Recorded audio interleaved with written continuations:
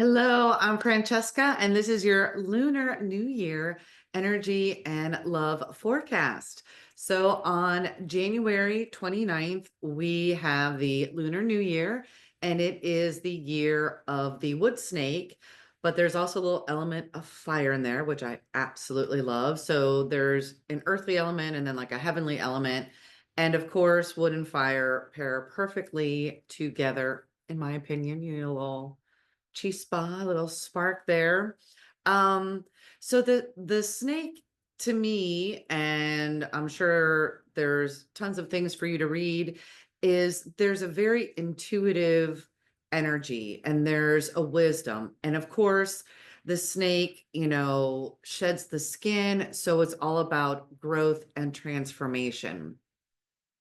And so looking at this in the bigger picture, it's also a 9 year, which to me is a master number.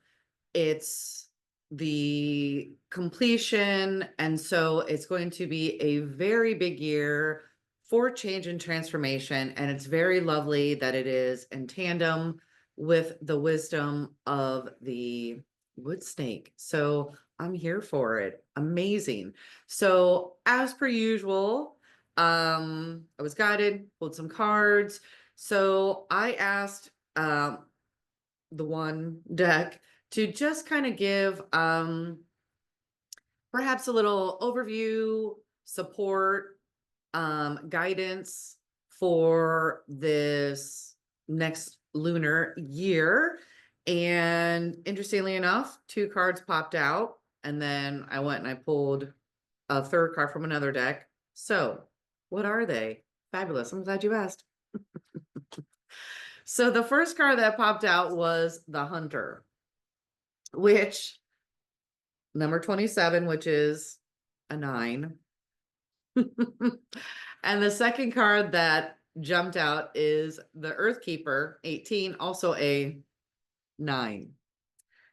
If you are familiar with my channel, you know there are never coincidences, always synchronicity. And I had a very good laugh when I noticed that as I was tuning in to the messages of these cards. All right, so first we'll start with the Hunter. Now, what I love about the Hunter, once again, we're in a master year, and the Hunter is a master. There is mastery over knowing the path. It's a beautiful card. The the Hunter knows the path to success, but it's also key that you trust your internal compass, your intuition, which once again, the snake is this intuitive, that's one of the key pieces to the snake as well. And then the Earth Keeper, which I absolutely love, is where a reminder that we're all stewards of the earth and that everything is interconnected. And to me, this speaks to perhaps stepping into being of service in a bigger way. Also, really dreaming big. This may be the year that you realize maybe there's some dreams that you've outgrown or your dreams aren't big enough anymore. And just go big. Like there's so much possibility in 2025, and being supported with the growth and the transformation of the snake, that this year could really be the beginning of the life that is beyond your wildest expectations, beyond what you thought was possible. And the it's just so very positive, like pulsing in. I know that we can get easily distracted by many things that happen in the 3D, but allow the invitation to just tune back in and like tune up, to remember your internal compass, your internal connection, your connection with earth, your connection with the divine, and trusting, like I said, that intuition and all your senses. So very, very groovy. And then I was guided to pull one other little card as just maybe a clarifier or a little extra oomph. And the card that was pulled was Pisces. Sorry for the, it's like, got a sweet little holographic thing here. So maybe a little shiny, but Pisces. And of course, the word on here is completion. 9-year completion. Once again, I couldn't make this up if I tried, and I love it.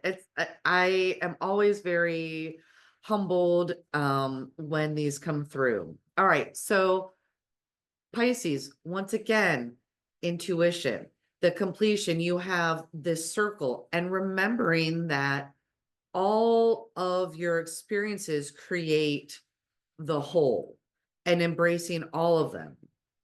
What's also interesting about how this relates back to the year of the snake is that there is this layer also about calmness and introspection. And Pisces is the last sign in the zodiac. And to me, once again, that culmination, that completion is like an introspection, a review of what has been, and then allowing, prepping for what is to come.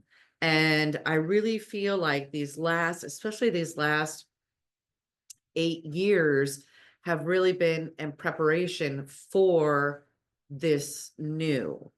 And when I tune into, not just personally, I think personally it's going to be a very good year career wise, for most people, even if it seems at first that it may not be.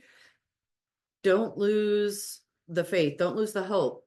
Maybe take some time for that introspection, reflect, pivot if you need to, and be open to something completely new.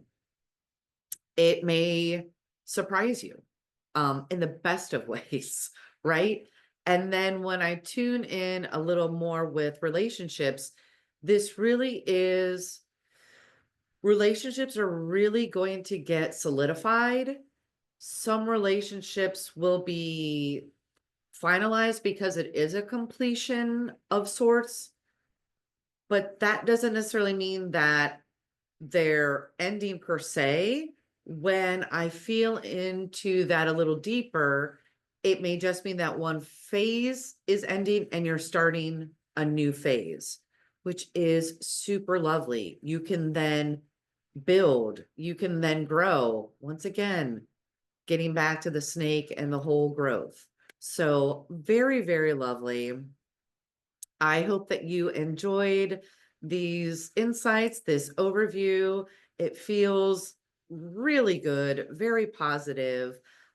Even like I said, if the beginning of your year, of your calendar year, hasn't exactly been off to the start that perhaps you hoped, I think things are really going to start making some headway. And we're really going to start seeing in the physical things shift and change, especially after Mars goes direct a little later. So more on that in February. All right. Thank you so much for watching. Give this video a thumbs up. Click subscribe if you already haven't. Put a little snake emoji in the comments, or a fire emoji, or the dancing lady. That's fabulous too. All right.